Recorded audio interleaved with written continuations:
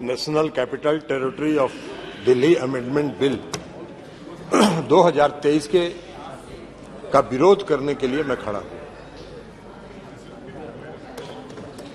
माननीय गृह मंत्री जी ने अभी इस बिल को पेश करते हुए कई संवैधानिक बातों का उल्लेख किया। उन्होंने सुप्रीम कोर्ट के कुछ पारा का भी उल्लेख किया,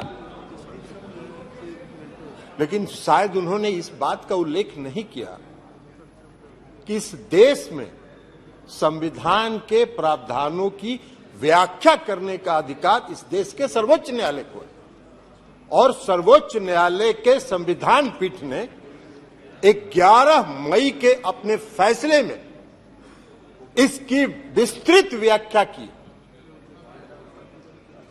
उन्होंने पढ़ा, कई प्रावधान पढ़े, कई पारा पढ़े, लेकिन जो उनकी सुविधा के मुताबिक उनको सूट करता था वो पारा उन्होंने पढ़ा। पूरे जजमेंट को नहीं पढ़ा उन्होंने।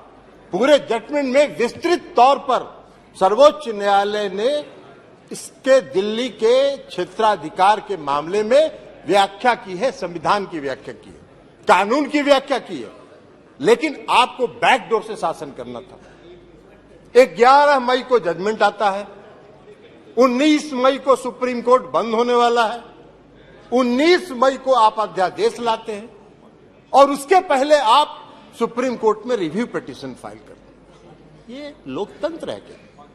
इसी को लोकतंत्र कहते हैं। ऐसे ही लोकतंत्र को आप चलाना चाहते हैं? सभापति महोदय, लोकतंत्र चलता है लोकलाज से और इस सरकार ने सारे लोकलाज को ताखे पर रख दिया और डुबो के इस दिल्ली में शासन करना चाहते हैं। आप बैकडोर से शासन करना चाहते हैं। अभी माननीय गृह मंत्री जी ने बिल को पेश करते हुए कहा कि दिल्ली की सरकार 2015 में ऐसी बन गई कि जो भ्रष्टाचार के मामले में जिसका काम ही नहीं है सेवा करना। अरे सेवा दिल्ली की सरकार जनता की सेवा कर रही है कि नहीं कर रही है, यह फैसला तो करने का अधिकार दिल्ली की जनता को। आप कैसे बैठ के यहां फैसला कर सकते हैं? आपको कौन अधिकार दिया है यहां फैसला करने की? चुनाव तो आप भी लड़ते हैं दिल्ली में, लेकिन आप 3 सीट पर सिमट जाते हैं, 3 सीट पर सिमट जाते हैं और उसके बाद भी कहते हैं कि वाह भाई दिल्ली में जो सरकार है उसको सेवा का काम ही नहीं कर रही है। कौन सा काम आप व्याख्या कर रहे? आपने दिल्ली के एमसीडी को सारे लोगों को मिला के एक एमसीडी किया, क्या हुआ? हासिल आपका दिल्ली के एमसीडी के चुनाव में भी आप हार गए, फिर भी आप बोलने में बात नहीं आ रहा है, फिर भी आप बोल रहे। तो लोक लाज जब आप ताखे पर रख दीजिएगा तो यही होगा, क्योंकि आपने लोकतंत्र को समाप्त करने का निर्णय किया। आप अभी बात कर रहे थे गठबंधन की, आपने विस्तृत सुप्रीम कोर्ट के जजमेंट, हम एक पारा पढ़ना चाहते हैं, कई पारा को पढ़ा है। कल्याण बनर्जी साहब ने भी कहा है, बाकी लोगों ने भी कहा, फेडरल स्ट्रक्चर पर आघात है, संघीय ढांचा पर आघात है। ये जो अमेंडमेंट आपने ऑर्डिनेंस बिल लाया है यह लोकतंत्र के खिलाफ है। सुप्रीम कोर्ट ने 162 पारा 162 का एक पारा, हम सिर्फ 4 लाइन आपको पढ़ के सभापति महोदय सुनाना चाहते हैं। We retreat that in light of Article 239 AA and the 2018 Constitution Bench judgment, the Lieutenant Governor is bound by the aid and advice of the Council of Ministers of NCTD in relation to matters with the legislative scope of NCTD. As we have held that NCTD has legislative power over services excluding public order, police and land. Under entry 41 in list 2, the Lieutenant Governor shall be bound by the decision of GNCTD on services as explained above. To clarify any reference to Lieutenant Governor over services excluding services related to public order, police and land in relevant rules shall mean Lieutenant Governor acting on behalf of GNCTD. सारा तो स्पष्ट कर दिया supreme court ने। फिर आपको क्या अध्यादेश लाने की जरूरत पड़ी? क्यों आप इंतजार करते रहे? आपने रिव्यू पिटीशन फाइल किया था, तो रिव्यू पिटीशन जब आप फाइल किए थे तो रिव्यू पिटीशन का आप इंतजार करते। रिव्यू पिटीशन में सुप्रीम कोर्ट का क्या फैसला होता है, लेकिन नहीं, आपने इंतजार नहीं किया। आपने 19 तारीख को सुप्रीम कोर्ट बंद हो रहा है गर्मी की छुट्टी के लिए, और 19 तारीख को आप अध्यादेश जारी कर रहे। आपकी मंशा है, आपकी मंशा है बैकडोर से शासन करना, मनोनीत लोगों के माध्यम से चुनी हुई सरकार पर शासन चलाना। यही मंशा आपकी दिल्ली में भी है और यही मंशा देश के अन्य भाग में। ये कौन सा शासन आप चला, कौन सा लोकतंत्र स्थापित करना चाहते हैं? अभी चर्चा कर रहे थे माननीय गृह मंत्री जी, गठबंधन की चर्चा कर रहे थे, इंडिया की भी चर्चा कर रहे थे। अब इंडिया का फोबिया तो उनको समा गया है, इसलिए कि आज तक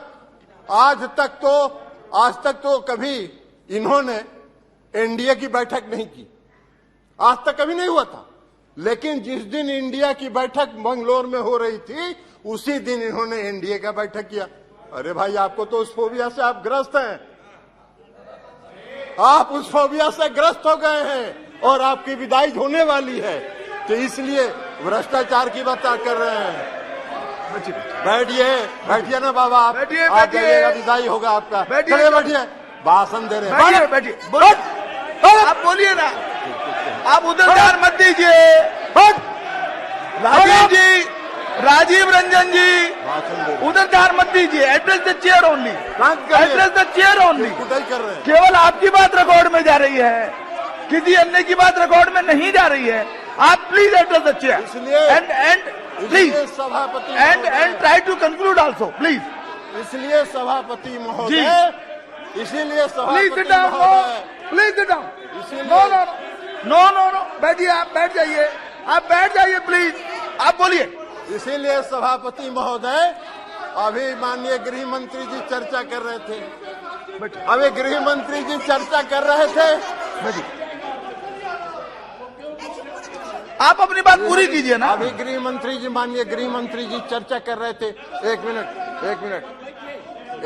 आप प्लीज, स्वागत, आप तो बैठिए ना, बैठिए, अभी अपनी बात पूरी कर दीजिए। अभी गृह मंत्री जी चर्चा कर रहे थे, उन्होंने दिल्ली के भ्रष्टाचार पर चर्चा की। आप ही चलाइएगा, आप तो बैठिए। जी, करिए। हाँ, आप अपनी बात पूरी कीजिए प्लीज। इसलिए सवाल, आप अपनी बात पूरी कीजिए, अपनी बात पूरी कीजिए। सभापति महोदय, अभी सभापति महोदय माननीय गृह मंत्री जी चर्चा कर रहे थे, पेश करते हुए उन्होंने कहा कि दिल्ली में बहुत भ्रष्टाचार हो गया है, भारी भ्रष्टाचारियों का जमा हो गया है। महाराष्ट्र के बारे में उन्होंने चर्चा नहीं की। 4 दिन पहले प्रधानमंत्री ने कहा 70,000 करोड़ का घोटाला हुआ और सबको वॉशिंग मशीन में डाल के बाहर निकाल लिया। अरे वाह भाई वाह, भ्रष्टाचार की परिभाषा कर रहे हैं और देश देख रहा है। आपको भी गृह मंत्री जी, पूरा देश देख रहा है कि कौन से भ्रष्टाचार की आप व्याख्या कर रहे हैं और कौन सा भ्रष्टाचार पर आप नियंत्रण करना चाहते हैं। भ्रष्टाचार का भय दिखाकर अपनी राजनीतिक बात पूरी कीजिए जी। इसलिए चिंता मत करिए, जनता देख रही है आपको भी। 2024 में आपका भी फैसला जनता कर देगी। और इसी के साथ अरे कैसे खत्म हुआ? आपने अभी तो कर दिया भाई, नहीं हो गया ना पूरा। अभी नहीं कंक्लूड करने कीजिए तो इसलिए पूरा कीजिए। इसलिए सभापति महोदय, मैं ये कहना चाहता हूं कि जो यह बिल, अरे बैठिए पीछे, बैठ जाइए। यह बिल जो आया है, यह बिल लोकतंत्र का विरोधी है। लोकतंत्र को समाप्त, वैसे इनकी मंशा है, इस सरकार की मंशा है लोकतंत्र के सारी संस्थाओं। आपने कह दी अपनी बात, आपने सारी बात कह दी है। संस्थाओं को ध्वस्त करना इनकी मंशा है। Thank you. ये कर रहे हैं, लेकिन यह लोकतंत्र विरोधी है, संघीय ढांचा के खिलाफ है। मिश्रा जी, इसलिए हमारी पार्टी और हम लोग इसका विरोध करते हैं।